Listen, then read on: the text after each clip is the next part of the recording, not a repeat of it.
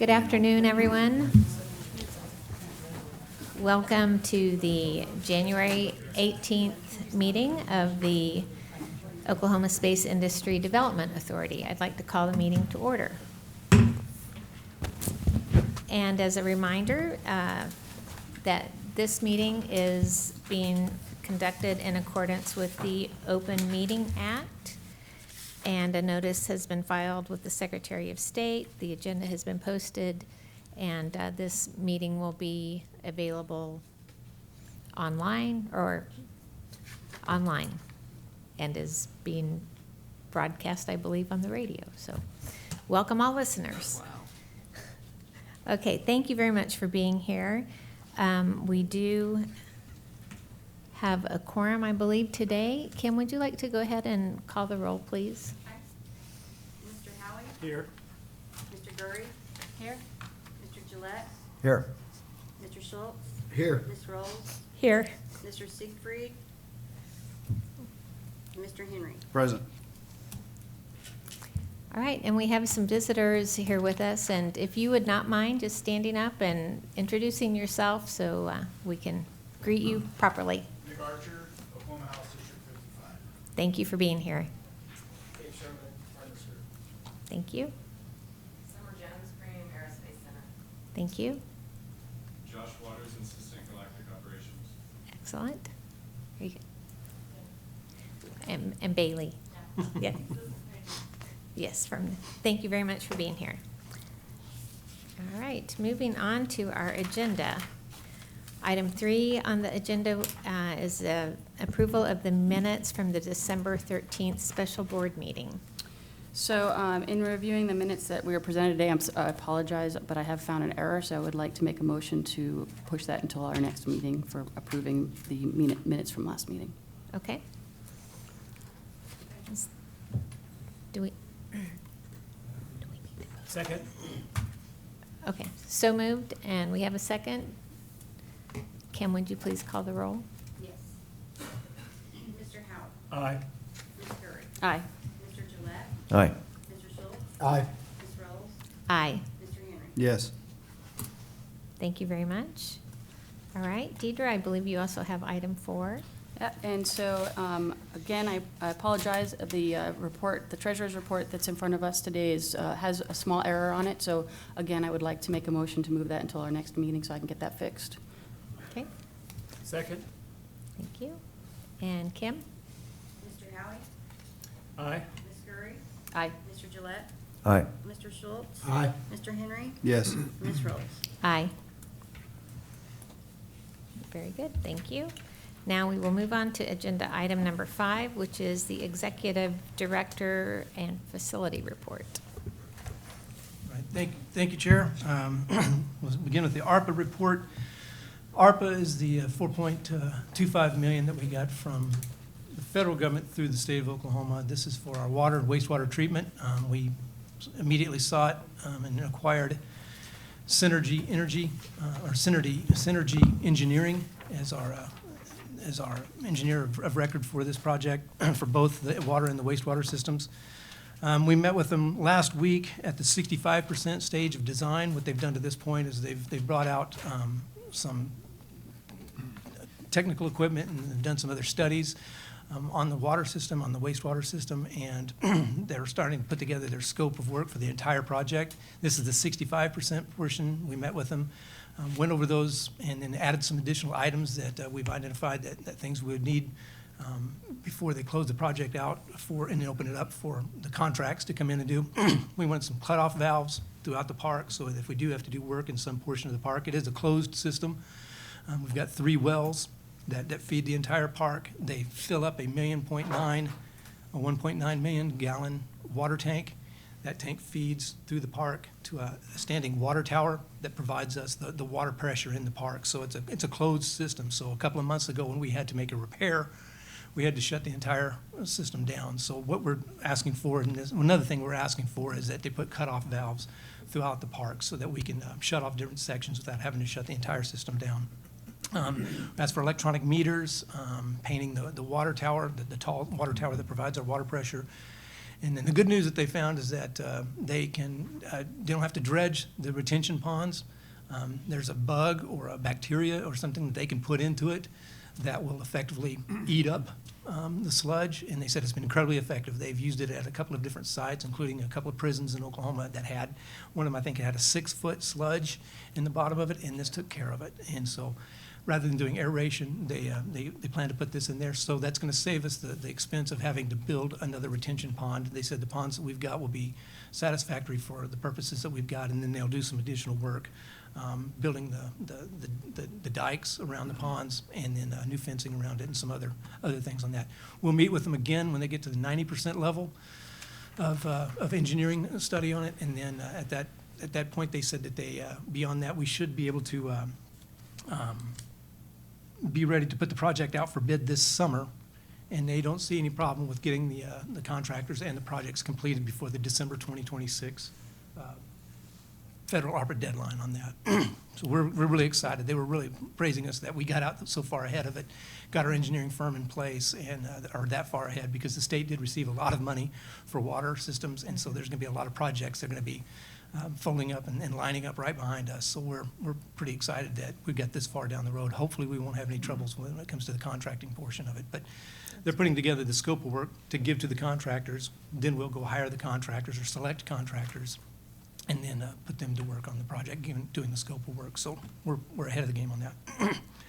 On the prep funds, the majority of the prep funds are going to be spent on the runway and the pavement repairs. That was with a company called Delta Engineering Services. They initially were going to do the pavement, the electronics, and some other things associated with that. Our agent on this project is Oklahoma Department of Aerospace and Aeronautics. Did I get that right? ODAA. They saw some challenges with the pricing. They pulled the contract back, and they're going to award the pavement and the terminal area plan, which we've already received. Leave that with Delta, and we are in the process now. They put out a new RFP or RFQ for engineering firms. They should be due, I think it's 5 o'clock tonight or 5 o'clock tomorrow night. And then ODAA will vet those down to 3 or 4 engineering firms. And then we expect to probably interview those hopefully at the end of next week, hopefully before February or before the middle of February. And then we'll make a selection from that. And that will be an on-call engineering firm that will do a number of different things for us. So they'll finish out what Delta doesn't do on the pavement. They'll do the electronics for the runway. They'll do the painting, they'll do the signage, and then as an on-call, they'll also be called upon when we do construction projects, if we do any hangars, any new hangar development. If we have to do some new hangar development or new builds, they'll also do the water, the flood water, the floodplain. They'll be able to do the engineering on that. So we're going to be able to call upon that firm to do a number of different things for us. So that's going to be part of the interview process, and so we'll be able to ask them all those questions, and that's in the RFQ as well, to say, can you do this, this, this, and this? Yeah, I talked with Grayson at length on this, and what it does, it splits it out. It actually will save us money and give us greater capability. So this is really a great way to go. Grayson said they've done this in the past, and it's worked really well. Good. That's great. And I'm done. That's it. Okay, well, I was going to ask, do you need any assistance from board members in any of this process? Once we get the date set for the interviews with the engineering firms, you're more than welcome, as long as they don't have more than 3. You're more than welcome. I'll send the information out, and if you'll meet me after the meeting and tell me you have an interest in vetting some of these engineering firms and asking some questions of them, we'll probably meet. I'd gather we probably meet at the Oklahoma Department of Commerce, but we may meet at ODAA's office. But we'll let you know the location of that meeting if you want to sit in on that. Great. Any other questions or points of discussion? Okay, thank you, Craig. All right, moving on to agenda item 6, the Artemis Group update. I believe Mr. Gabe Sherman is here for that. Thank you, ma'am. So a quick high-level update here. So the Oklahoma Space Renaissance vision that we developed this past year I think we've made some tremendous progress in each one of those sections. And so I just wanted to recap quickly here, kind of what 2023 looked like in each one of those sections for you guys. So as we walked through that document, at the beginning of that document, one of the first things we talked about was pharmaceutical development, bioengineering, and biotechnology and microgravity. We hosted multiple pharmaceutical development, bioengineering companies that are doing great work in low Earth orbit on the International Space Station right now and are moving towards a number of different agreements with research universities here in the state of Oklahoma, with private equity and venture capital organizations here in Oklahoma, and then also looking at this idea of what would it take to put together a microgravity research institute at the Oklahoma City Innovation District right here. And so there's a number of those conversations that are ongoing. Things picked up pace pretty quickly. And in that same line, whenever you move to that next section, which is entry, descent, and landing, we had some really unique opportunities come up where we were able to explore what would it look like to return a spacecraft to the state of Oklahoma.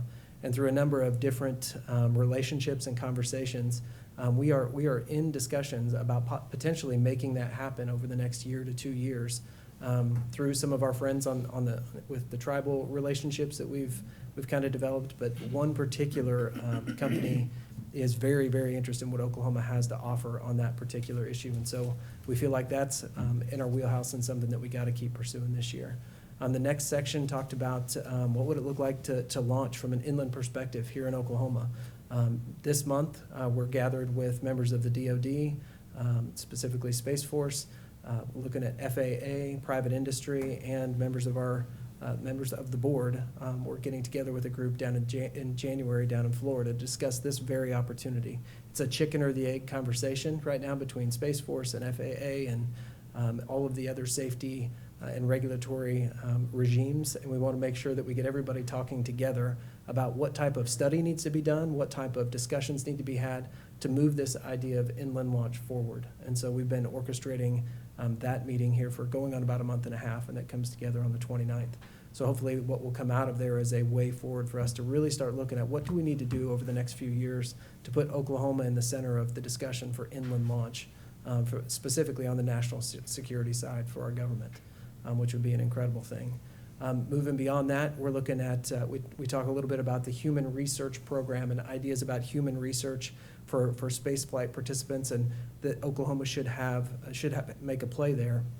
And what we've done is we've actually brought the IAASS and their Human Research and Performance Conference to OSU Tulsa, and that kicks off next week on the 23rd. So 23rd and 24th, we'll have a couple hundred participants from private industry and academia and NASA and descending upon OSU Tulsa and having discussions about what type of research do we need to be doing on these spaceflight participants, specifically on the commercial side, so that we take the informed consent regime right now that is in place and make it a little bit more robust, so we understand what actually is happening to people that travel into space and come back, and what are the long-term impacts and ramifications of that space flight. Because we want commercial space flight to keep going. We want Oklahoma to be a part of it. So this is just a great way to further that conversation. And I think in the long term, Oklahoma State has a very significant role to play, which Craig has been instrumental in helping us pull that stuff together. That's an OSIDA effort, which has been really, really positive. Then moving down towards the end of that vision document, we have spaceflight participant training that we want to pursue. That's more on the Mike Monroney, the FAA Mike Monroney Center here in Oklahoma City as well. We've got a number of things and discussions ongoing with Melchor and the folks over there at CAMI about what could it look like to put that program together. And so that is part of also this IAAS conference. And then also talking about hypersonics is the one area that we haven't really waded into yet. We've made had some initial conversations and made some phone calls with some organizations, but haven't really got off and running on that one just yet.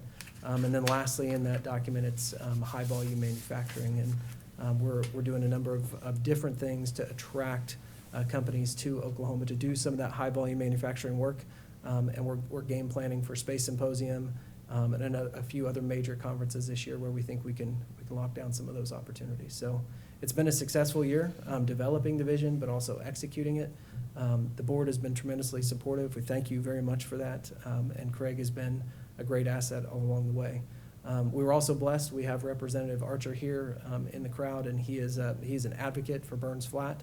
And I think he's going to do tremendous things in the state legislature to help us advance everything that's going on out there in Burns Flat.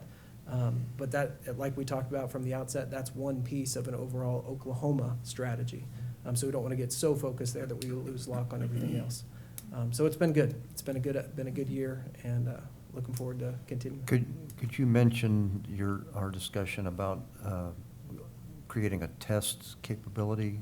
Yes, great question, General. So one of the things that might be a unique play for the spaceport is to really own testing. And when I mean testing, rocket engine testing, right? Whenever you think about the propulsion systems that we need on satellites or rockets, there are very real opportunities with private industry right now to consider Burns Flat as a place where a lot of that testing takes place.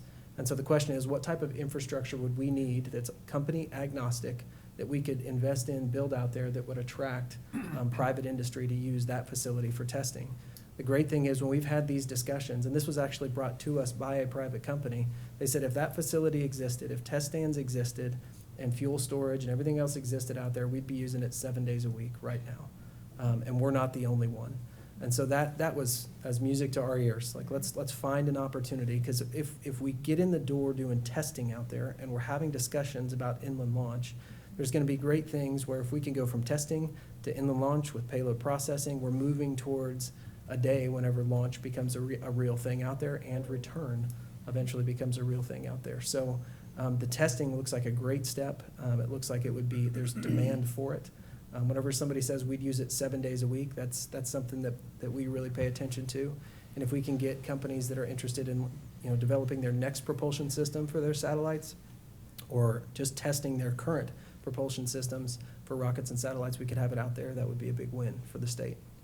The interesting thing about that is inland launch is going to be a bureaucratic challenge, to say the least. And so while that kettle is coming to boil, to make it possible, we could use test as a stepping stone into that capability. Yeah. The other thing I really love, and I saw this with my girls whenever I was at NASA, I mean, when we went down to a launch, I mean, it was that moment of launch that always captivates everybody. It's the noise and the vibration and the fire and the smoke and all of those things that really get people engaged. And if you think about testing going on at Burns Flat, the STEM engagement opportunities would be huge. I think you could envision school buses from around the country coming to a facility to watch, hear, feel, experience engine testing, and then to go into all of the STEM components that make that even possible. So I look at that as also just another benefit of testing out at Burns Flat. And you might not know the answer. What kind of footprint does that take? That's a great question. I don't know the exact footprint. What we are doing is we're in discussions with that private company, saying, hey, if there was a test stand, what would you need? And then on top of that, if Oklahoma was to step forward and make something like that happen, could you commit? Just saying that would be something you'd utilize. So that particular company will be at the meetings on the 29th, talking about inland launch, and so we're looking at furthering that discussion as well. It's a great question. And then I guess this is a question maybe for Craig or the board. With funding that we've already received, is it possible to acquire more land? Do you know what I mean? Like, because How much more do you need? whatever the footprint comes back. That's what I'm saying. It's because OSIDA, right? It's not just Burns Flat, is what I'm trying to get at. Yeah. Oh, you Is- mean outside of Burns Flat? Right. I mean, in the vicinity, but I'm saying like, 'Cause I we've don't know got- if that's Clear something, area? wherever, I don't know. I'm just saying like, if that footprint comes back bigger than the footprint we have, is there already funding for that, or is that something that we would have to go? Oh, we have and, 1,100 acres. We have a lot. We have a lot. On the east so. side of the runway, we Yeah. got a pretty good chunk. I think it's your question is spot on. What we need is hey, here is what that footprint is. Here are the capabilities we need. Yep, we need the requirements, and so that's a great thought. And so we need I just drive want us to that. start thinking outside Yes. Right. the boundaries, right? Absolutely. We want to But look I- all the way out to the edges about Oklahoma. But I think the answer is that would require additional funding. I don't think we have a funding stream in place right now that we could do land acquisition No. with. No, Yep. we just need to take care of what we have to start off with. Hey, are we talking small diameter vertical launch? That's what we'd be talking about. Okay. No, the second question is there test facilities that already exist around the nation that they're using? There are test facilities, like with NASA down at Stennis. Yeah. You have massive test facilities down there. We aren't trying to compete, we aren't necessarily trying to compete with NASA and some of what they're trying to attract there. You're looking at smaller vehicles, you're looking Right. at some of the satellite manufacturers that could utilize the facilities. So there's always gonna be big rocket testing that needs to happen at Stennis. What we wanna do is move into some of the smaller rockets and satellite propulsion So systems. does it, that is a niche that's not really out there right now? It's not, the questions we've asked, we haven't got any, we don't know of any other spaceport that's competing that way. Okay. And so it seems like a win for us. And then my last one is, and I'm probably I'll be there on the 23rd in Tulsa. So is CAMI involved with that? They are. Okay, great. Yep, Perfect. yep. Melchor is one of the featured speakers, and Okay. they were actually, Greg and I were kind of laughing about that. They're trying to set up some tours of CAMI from Tulsa. I think there's a small group of people that have signed up for that. I don't know if they know it's an hour and a half away, but it's a good start. It's We worth want- going to see. It for is. We sure. want people to understand what assets are here, because it just gives you a different perspective of Oklahoma's Perfect. capabilities. Yep. So anyway, I'll stop with that. It's been great, so thank you. Yeah, thank you, Gabe. Very good. I think I'm up next. So where do we go from here? Now, I don't know if you mentioned it, maybe I missed it, but does everybody have a copy of the strategic plan that they produced? I do not. You do not? He was emailed to you. Was it emailed? Okay. Then I have a copy of my email. Okay. I encourage you to read through that. It's an enlightening document, and not just a document, but it's something they're executing on as we speak. I think it was mailed out in November, but I haven't seen it either, so I need to request another one. Okay. You're not the only one. Yeah. Okay. You might resend it, Craig. My November's a little blurry. I was on lots of pain meds. So where we're at with this right now is that the contract actually expired the 31st of December because we couldn't get a quorum together and make a board decision. So that's what we'll do here when, at the end of this. So. So before we get into that, I need to recuse myself from the discussion of the Artemis contract. Okay, And so, all right. So, we. We're not under contract right now. I would cruise myself too. do we need to leave, Bailey? Or we can sit quietly and, I think for the voting for sure, yeah, I have to leave, but okay. Thank you. Okay, you You're ready to good. go? Yeah. Okay. So the contract expired the 31st of December, and we definitely want to renew and keep Artemis on the path that they're on. What we need, the way forward is to renew a contract from 1 January through the 31st of May. Why that period of time? Because the Department of Commerce is working on a very similar effort, and to avoid duplication, what the strategy is for us to become part of the Department of Commerce effort, so that we can avoid duplication of effort and all those good things. So they have a projection of the end of April to get their contract in place. We elected to add 30 days to that because inevitably something goes wrong and it gets delayed somehow. So my proposal is that I move that the board approve that we renew the contract with Artemis from the dates 1 January through 31 May of 2024. And then whenever that's the end of my proposal. I'll So- second that. Okay.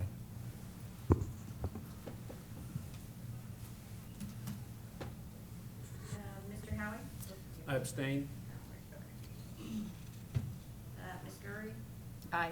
Mr. Gillette? Aye? Mr. Schultz? Aye. Yes. Ms. Rose? I abstain. Thank you. Very good. Okay. Now that the vote's over, can I say something?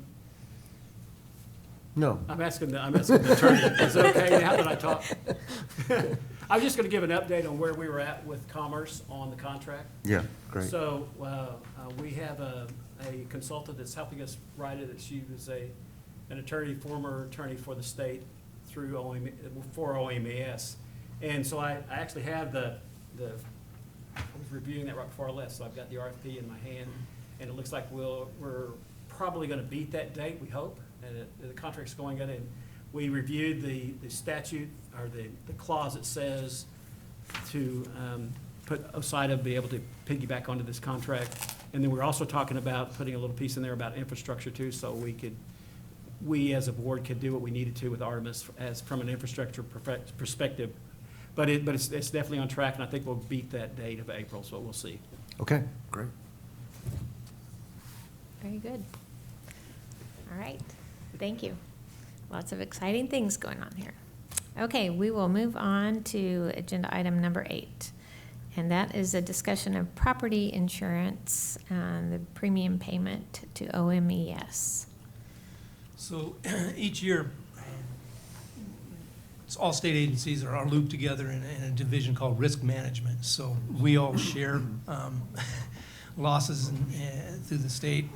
This is our annual premium to OMES for risk management. The question was asked earlier, what was the premium last year? It was about $101,000 last year, and as you can see here, we're just a little over 116, so about a 15% increase in our premium. Coming to the board to ask, this exceeds my statutory dollar figure that you guys have given me to spend, so I'm bringing this to you, firstly for awareness, and secondly for your approval. Yes, do we have any I questions? move that or we discussion? approve. Okay. Second. What is our options? Right. To not be insured. Yeah. Second. Okay, thank you. Okay. Mr. Howie? Aye. Ms. Gurley? Aye. Mr. Gillette? Yes. Mr. Schultz? Aye. Dr. Henry? Yes. And Ms. Rose? Aye. I think that's a good question. What are our options? Yes. Very few, very few. Okay, moving on now, agenda item number 9. We wanted to discuss the contract for abatement and demolition to Tomahawk Construction Solutions. So we have a really bad building, as you can see on the screen, that caught fire, and Craig's trying to get rid of that building. This is a building that was, we looked at to have demolished. It was a carpet manufacturing company, from my understanding, about 20 years ago. I think 9/11 was the death knell of this company. Janesville, I think, was the name of the company that was here. Since then, the building's remained vacant.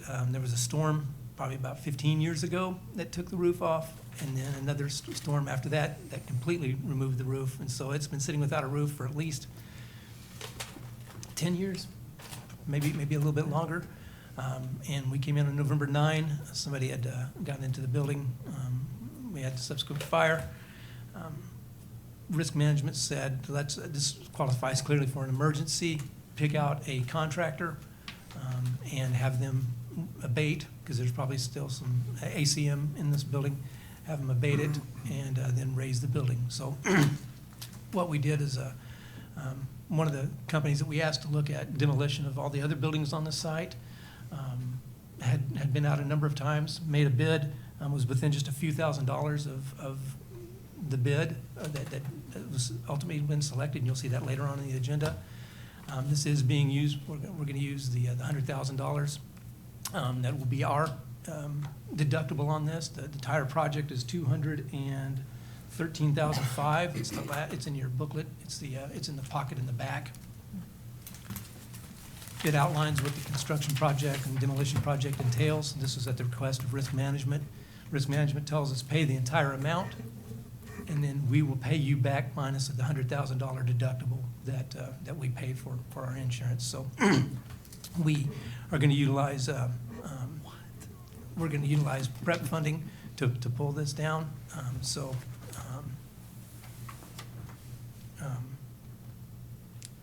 So when the insurance company pays us back that $100,000, They'll pay us all but the 100,000.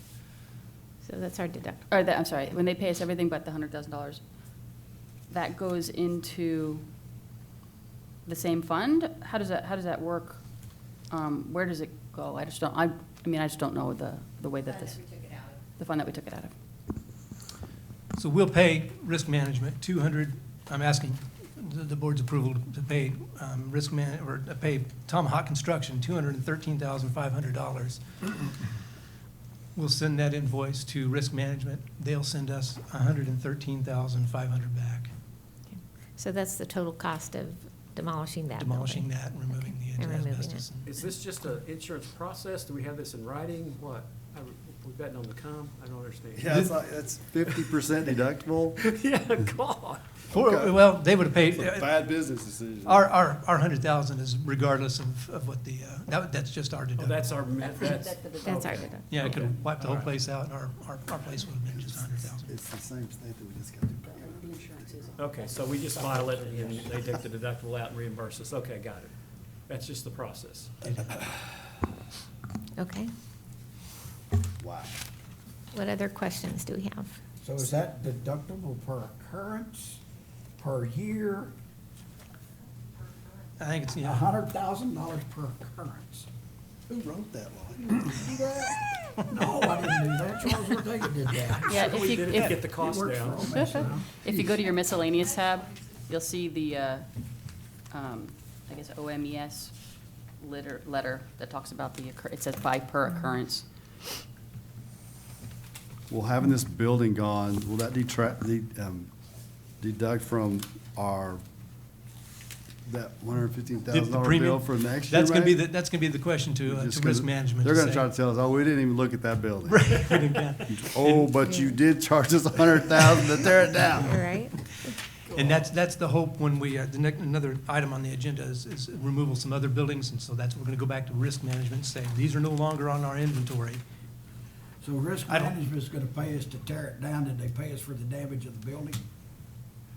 The claim was never filed.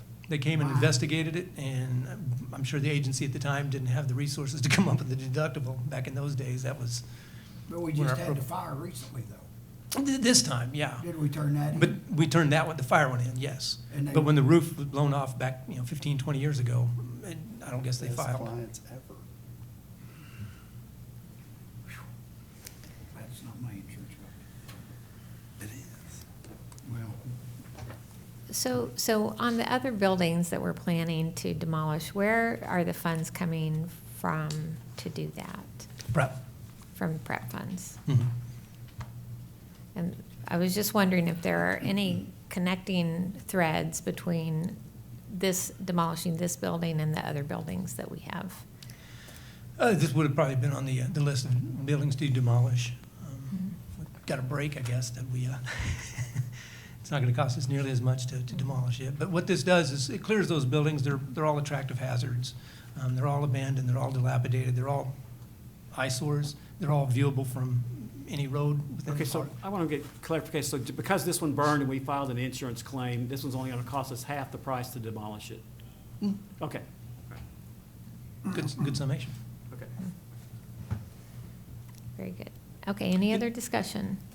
can I combine two items on the agenda for a question? So if I see the quote from Midwest Wrecking of $227,804 to demolish 8 buildings, and we're gonna pay the same amount of money to demolish one? Much smaller buildings, but yeah. Okay. I'm in the wrong business, So I well, guess. you are in the wrong business. You need to be that insurance company. That's better than being a dentist, isn't it? Oh, yeah, that's much better than that. And this is taking the foundation, there's about a 4-foot loading dock on the south side of this building, that they're gonna take that as well. So there's a lot of pavement, But it's a lot bigger building, harder to take down. 50,000 Yeah. square feet total building is how big this building is. Those other buildings Small. maybe get close to that. So we need a motion to take this one, or we just? We got a Yeah. motion in a second. Don't we? No, we don't. We don't? Not yet. We need a motion. I motion that we approve. Do we have a second? Second. Okay. Kim? Mr. Howie? Aye. Ms. Gurley? Aye. Mr. Gillette? Aye. Mr. Schultz? Aye. Mr. Henry? Yes. Ms. Rhodes? Aye. Okay, thank you all. Next agenda item, skip.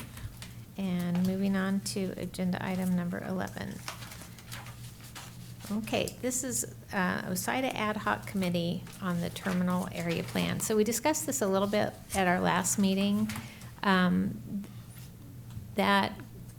OSIDA and Craig and his team could benefit from the skill sets and knowledge of some of the board members. And so we wanted to establish an ad hoc committee that could help in this process.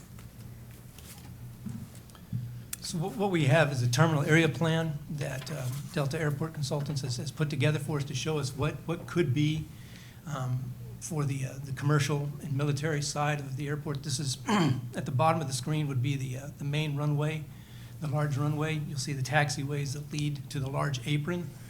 And then you'll see some ideas of where hangars could be for the maximum development use of that parcel of land over there. Of course, the prime real estate is everything right along that apron, because that gives you immediate access to the small runway and to the large runway and the taxiways.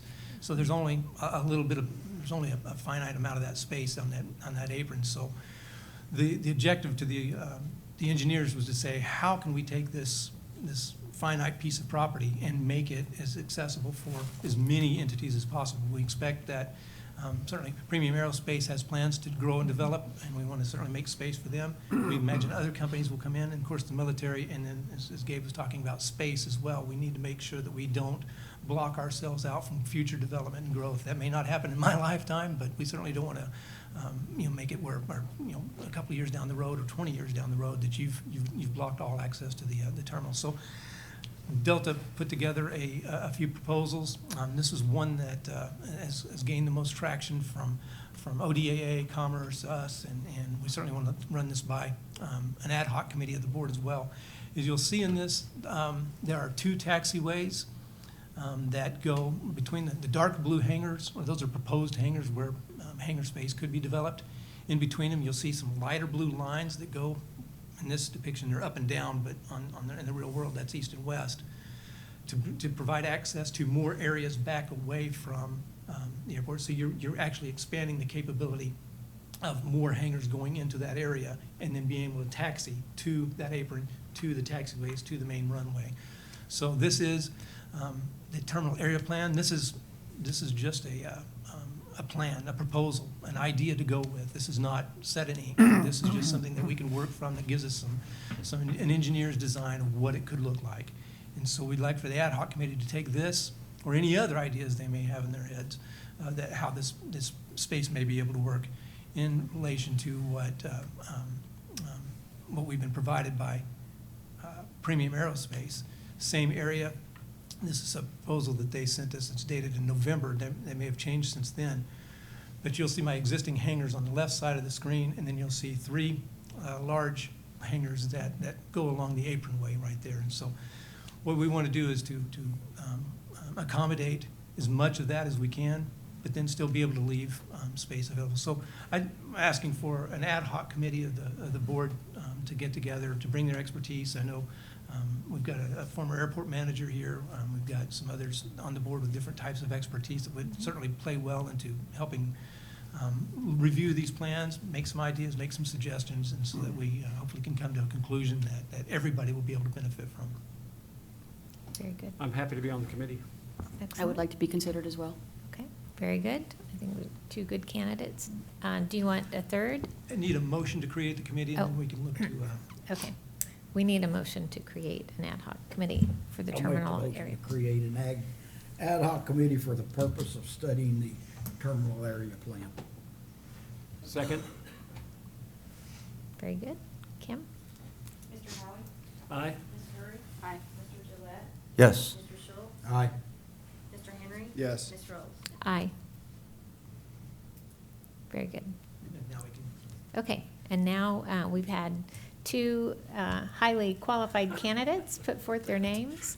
And would you like a third person on your committee, or two, or? We can have up to three. Okay. So if there's a third committee member or board member that'd like to serve on that, that'd be Anyone else have expertise to bring to 50% greater. to the table? Okay, well, if you're good with a committee of two, I think that we can appoint you all and know that this project is in really good hands. Can you add, Chair, former Chair Siegfried? Yes. Chair Emeritus Siegfried would choose to do this, is it possible that we might be able to add him another board member? As long as he's Sure. If somebody Okay. else wanted to jump on. Then we could.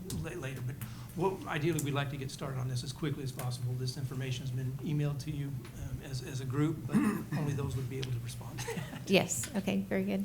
And of course, the way our board functions, if members are free to reach out to one another individually if you have questions or areas of interest that you Yeah, want if you to have any address. concerns that you want us to make sure that we're looking at, just let us know. Mhm. Or if you all ideas. have questions. Or ideas. Yeah, yeah, okay, excellent. Okay, moving on to item number 12, the contract for abatement and demolition of abandoned dilapidated buildings to Midwest Wrecking Company. So, Mr. Schultz kind of jump-started us on that discussion a few minutes ago. 'Tis in the back of our packet. And so, do we have, is there something you'd like to say about that, Craig? Utilizing the capability we just learned and got confirmed. This is an issue that's been going for a long, long time, since OSIDA was established, is what are the capabilities you have in relation to Title 61 competitive bidding? Our attorney, our general counsel, has reviewed the statutes and explained that it's clear that our statutes do read that we are exempt. So there's still some discussion to be had. I think there was a request from OMES that our council visit with their council so that they can work through the processes, so that everybody's on board that this is as it should be. We just want to make sure that all those boxes are checked. We wanted to get ahead of this because we've asked for this bid, and they've graciously, because we thought before we were exempt and then things would happen and we would get something that would tell us differently. So this bid has been out for more than 60 days. We reached back out to them and said, hey, is this still good if we can get this passed at this board meeting? They said, yeah. And so we want to get this approved at the figure that's on that bid before prices continue to go up. Yeah. And so what we expect to do is if I can get approval for this now, we'll work out the kinks, if there are any, and I don't suspect that there will be any. And then both contractors, this one and the previous, said they can get started in the next 3 to 4 weeks on both of these projects. Mhm. Okay. I just have a quick question about their proposal, and you might not be able to answer it. Why does it say alternate asbestos, alternate concrete slab, alternate? Why is it using that word? Do you know, is that an addition, or is that something that they've already included? I'm a little confused by their. When we asked for the bids, we did ask for the foundations to be taken as well. So that may have been, there may have been another bid that showed without that, without the foundations being removed.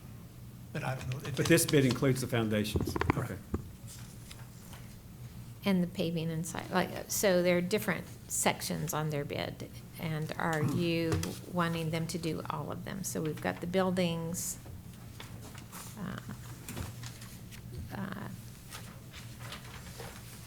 asbestos abatement, the alternate concrete slab and paving and sidewalks? Or do these all roll up to the comprehensive number? Yeah, so at the bottom, if you flip it on the back side, it says paving sidewalks, all of that. Demolish, remove concrete, asphalt paving is shown, attached drawings, all the buildings listed, hauled off, and that's a completed sum of $35,640. in addition to the 227,840. Okay. and So we're then- looking at actually approving 270-something thousand? Do the math on that.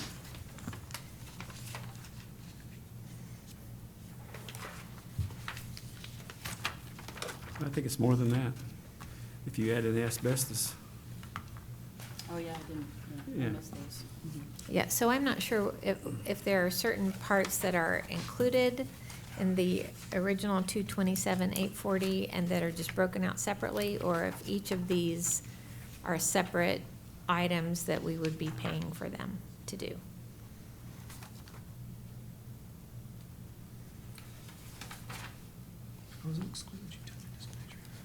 It looks like it must be, we would have Three to line agree, items. yeah, we would have to agree to the, like asbestos abatement is not included in that first Yeah. 227. Yeah, I think that's why it's listed So- separately.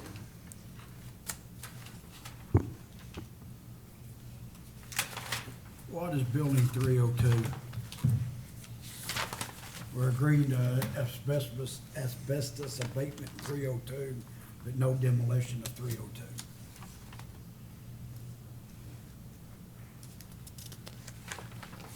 .302 is the red brick.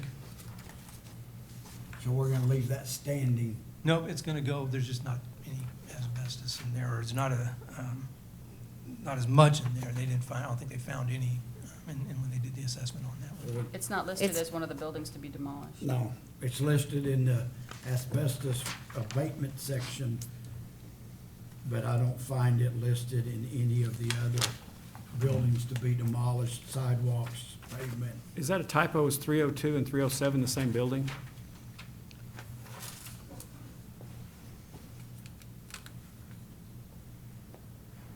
Or is there a 307?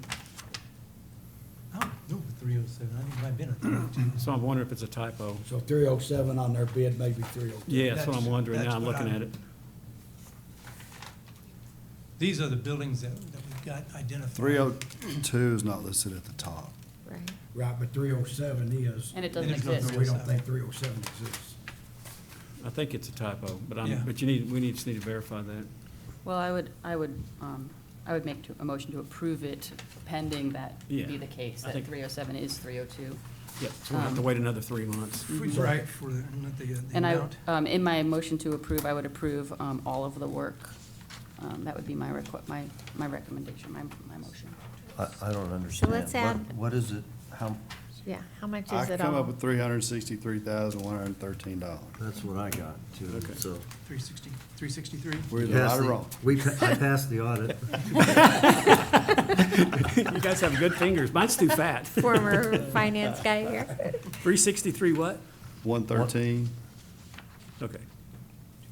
So that's the total that you're seeking for the board to approve. Do we have that much money, Craig? Yes, sir. All right.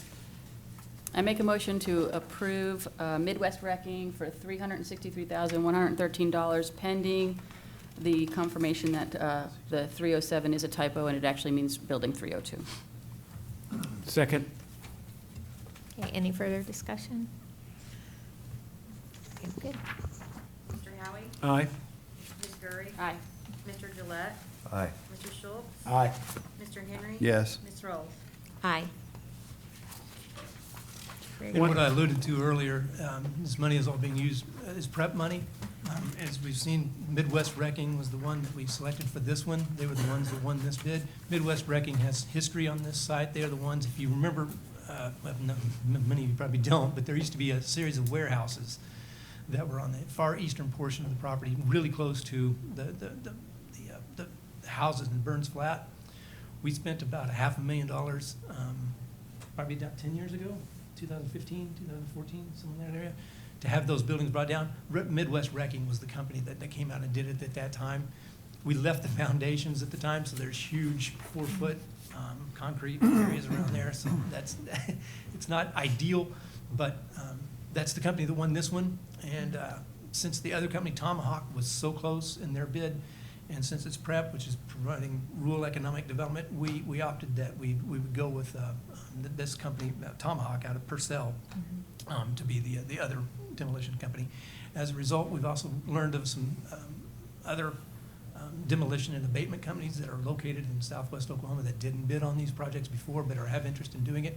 We've got a lot of buildings on the west side that at some point we're going to have to demolish and raise as well. So we're building a pool of demolition and construction companies that we can call upon. So that will help bring some of the prices down.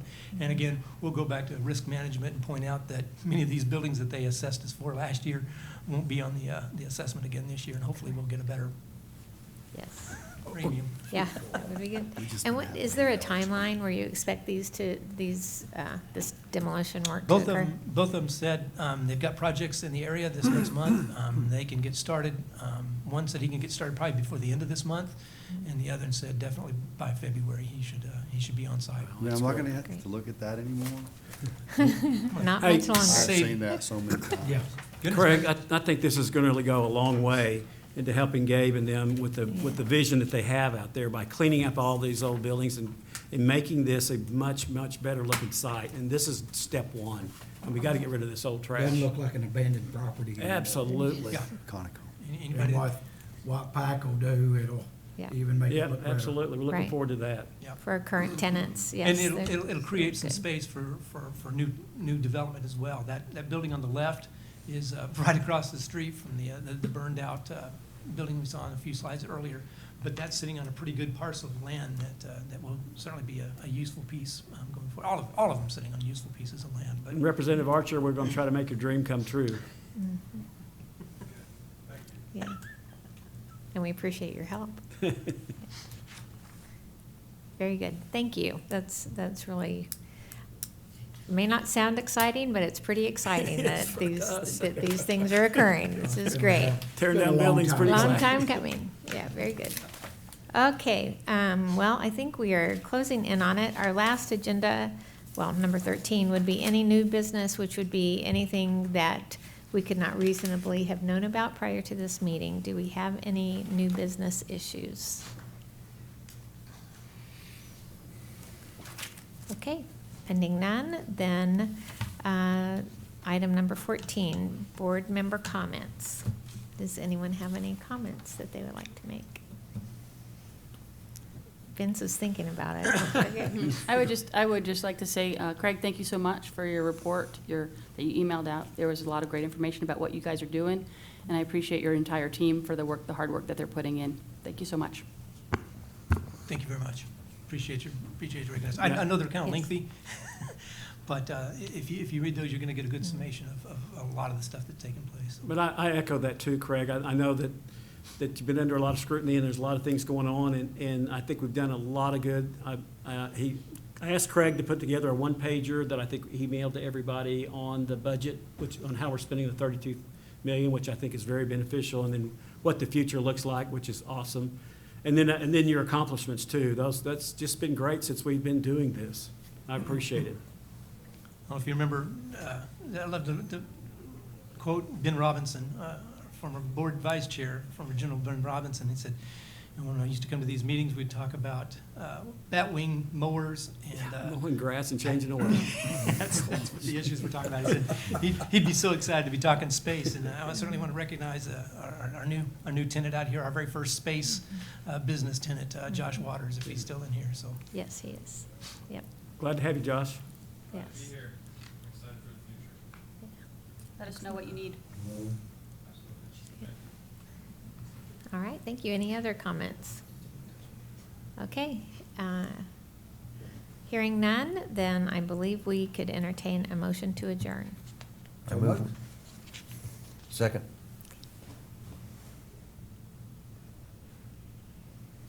Mr. Howie? If I said no, would I get hung? No. Oh, aye. No, but you have to stay. Aye. Mr. Gillette? Yes. Mr. Schultz? Aye. Mr. Henry? Yes. Chairman Rose? Aye. All right. Well, thank you all very much for being here today. Craig, thank you. Kim, thank you. Bailey, thank you. And our visitors, we really appreciate you being here. We're adjourned. if you would, if you take a moment, Representative Archer, did you want to share a report? I introduced House Bill 3425.